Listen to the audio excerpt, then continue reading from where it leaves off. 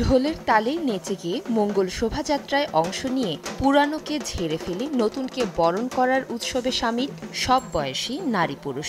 আর এর আয়োজন করে চট্টগ্রাম বিশ্ববিদ্যালয়ের চারুকলা ইনস্টিটিউট।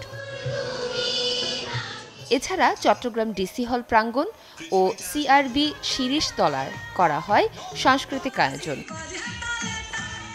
সকল সংস্কৃতি বিরোধী ষড়যন্ত্র মোকাবেলা করে বাঙালি এভাবেই প্রাণের উৎসবে মিলিত হয়েছে। সবার সারা বছর ভালো কাটুক, মঙ্গলময় হয়ে উঠুক, ভবিষ্যৎ প্রজন্ম যাতে এটা ধরে রাখতে পারে, এই জন্য ওকে নিয়ে আসছি, ও শিখবে।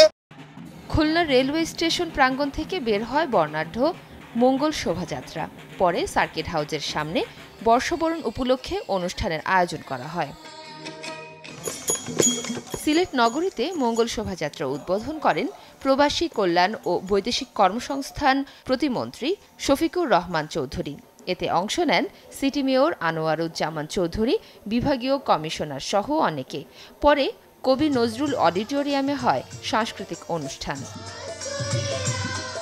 রাজশাহীতে নানা আয়োজনে পালিত হয় বাঙালির সবচেয়ে বড় উৎসব পহেলা বৈশাখ। তবে ঈদের ছুটির কারণে এবছর রাজশাহী বিশ্ববিদ্যালয়ে চারুকলা অনুষদে মঙ্গল শোভাযাত্রার আয়োজন হয়নি। ময়মনসিংহ নগরীর মুকুল নিকেতন উচ্চ বিদ্যালয় থেকে মঙ্গল শোভাযাত্রা বের হয়। পরে শিল্পাচার্য জয়নুল উদ্যানে হয় সাংস্কৃতিক উৎসব ও গ্রামীণ মেলা।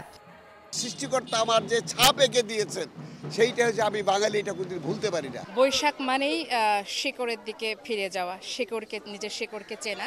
এর মাধ্যমে আমরা জানান দিচ্ছি বিশ্বে যে আমরা একটা সম্পূর্ণ একটা মৌলিক জাতি।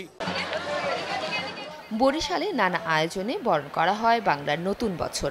কুমিল্লায় শোভাযাত্রায় অংশ নেন নবনির্বাচিত মেয়র ডাক্তার তাহসিন বাহার সূচনা। ধর্ম বর্ণ নির্বিশেষে আমরা শুধুই বাঙালি, এই পরিচয়টা বহন করে আমরা পুরনো বছরের গ্লানি, দুঃখ, ক্লান্তি সব পিছনে ফেলে আমরা এগিয়ে যাব নতুনের প্রত্যাশায়। ফরিদপুরে 4টি আসনে সব সংসদ সদস্য ও জেলার দায়িত্বপ্রাপ্ত মন্ত্রী, প্রশাসনের কর্মকর্তা, সাংস্কৃতিক কর্মীদের উপস্থিতিতে বর্ষবরণ অনুষ্ঠানটি বিশেষ মাত্রা পায়। শোষণহীন সমাজ ব্যবস্থা অর্থাৎ সোনার বাংলা প্রতিষ্ঠা করার জন্য তার সেই অসমাপ্ত কাজ শেষ করছেন তার সুযোগ্য কন্যা জননেত্রী শেখ হাসিনা।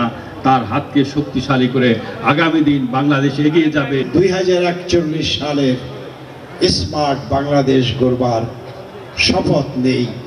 এই হোক আমাদের আজকের এই বর্ষবরণের উৎসবের মূল কথা।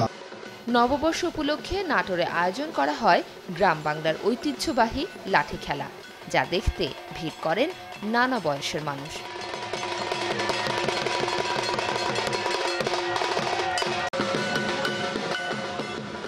মাফতুহা মিলি, চ্যানেল 24।